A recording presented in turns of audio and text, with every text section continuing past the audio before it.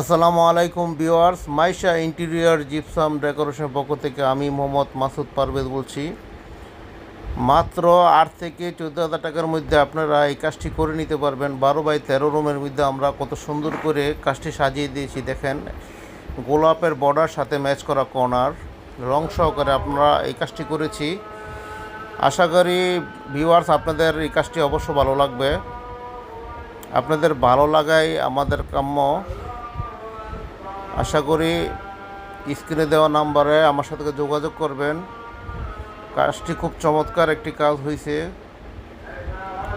12x13 রুমের মধ্যে এই কাজটি করেছি।